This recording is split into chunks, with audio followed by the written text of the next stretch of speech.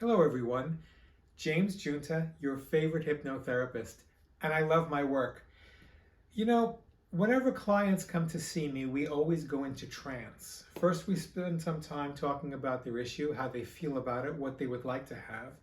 Then we go into trance. I give hypnotic suggestions in a way that I use their keywords and key phrases. I use their language and their learning style to give them the best chance for their subconscious to embrace the suggestion and to go along with it rather than resist. Resisting only happens in the conscious mind. The subconscious mind only goes with the flow. Now, there were two examples recently in which I gave suggestions that had unexpected results. I'll give you the first one. A woman I know who lives in Scottsdale who was afraid to drive, but she wasn't afraid of all aspects of driving. She was only afraid on the highway interchanges.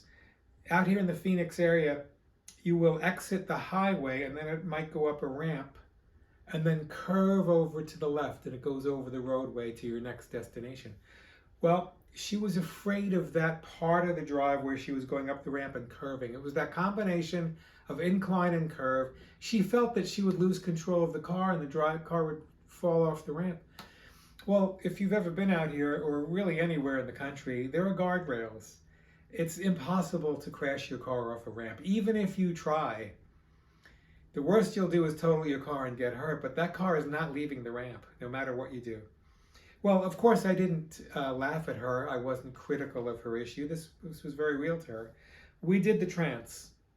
I gave her the suggestion that she would be in control of the car, that she would be calm, that she would know that she was in control, she would be consciously aware that she was controlling the vehicle, and that she would be safe while on the road.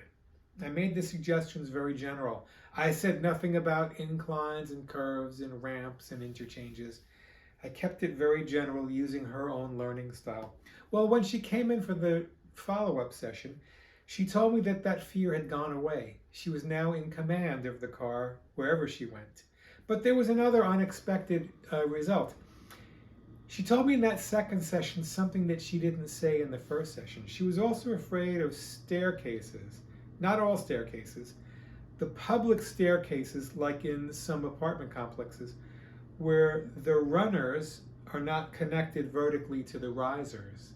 Just that flat horizontal section. She was afraid that she would step through and become injured or fall. Well, when she came back for the follow-up session, she told me that she was no longer afraid of those stairs. She attributed it to the session that we had the week before because she had been afraid up until that moment. So that was a happy, unexpected result of hypnosis. Here's another example, second one.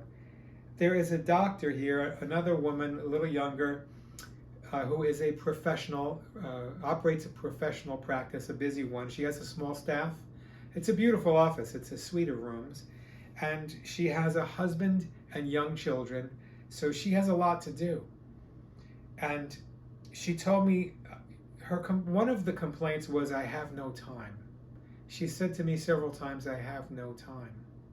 Well, when we did the trance, I remembered something I had read years ago, a book by an ex-convict who told his story. He said that he was in prison, but he wanted to make the best use of his time in prison, so he learned and studied and came out with a new skill. He said, I made time serve me. Even though I was serving time, I made time serve me. Perhaps you've heard other convicts say this. I have.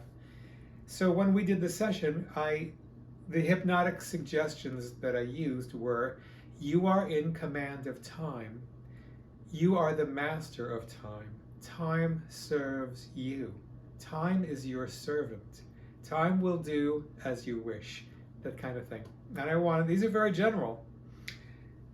She was happy with the session. When she came back for the follow-up session a week later, one of the things she said was, I was on time for all my appointments this week.